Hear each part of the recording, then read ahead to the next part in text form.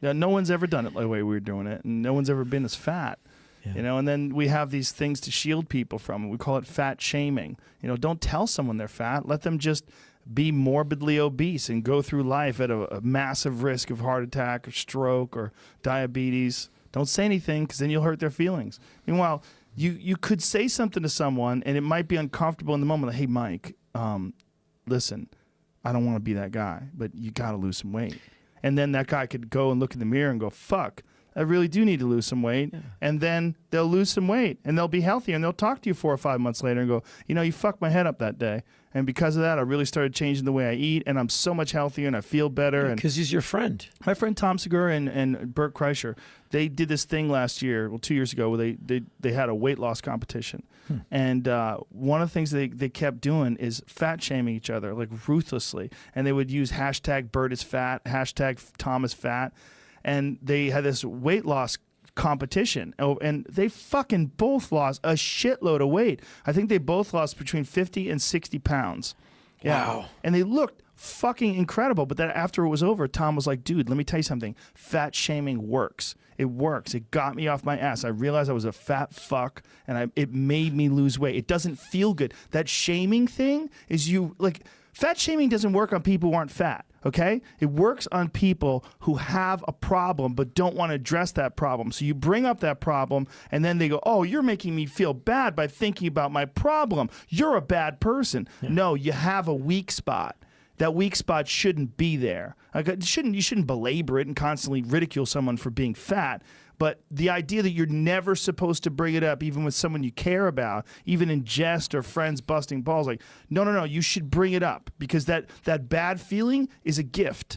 It makes you realize, like, oh my God, I've been remiss. I haven't been paying attention to my own physical sovereignty. You know, I have control over what goes in my body. I have control over the amount of calories I take in, the kind of calories. I have control over how much body fat I'm carrying around. And there's ways to fix it. Yeah, I think you should use discretion. Yes, and should like maybe not in line at the supermarket. No, and just to people you'd like. Yeah, and you know, it's just. But it was funny to hear Tom he was getting angry. He's like, "Fucking fat shaming works, man. All these people that say don't fat shame, fuck. That's how I got skinny.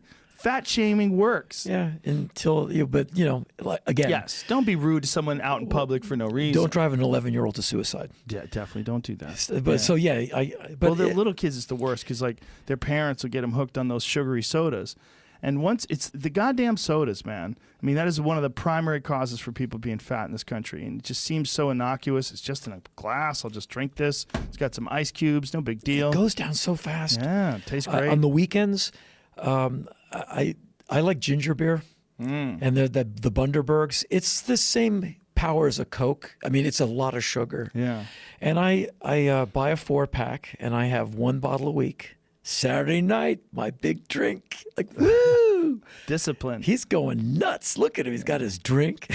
And nothing wrong with that. It's just the best tasting stuff, but man, it tastes good for a reason. It's so sweet. And like, you just want the next one when you're done. But man, I could drink them all day, but I just can't do that to my system. So I do 1 a week. That's good discipline. Yeah. But it's like, something to look forward to. Do you have a diet that you follow other than that? Yeah. I mean, I love ice cream, so I don't eat it. I try not to, because my body is slowed down with age. I just can't shed pounds. But I've never really had a weight problem. I've never I gotta lose 30 pounds. My metabolism is such where I'm always kind of like a greyhound, like always kind of nervous. And well, you're always working out as well. Yeah, right? but I'm always kind of like doing something. Yeah, and just kind of uptight, kind of nervy.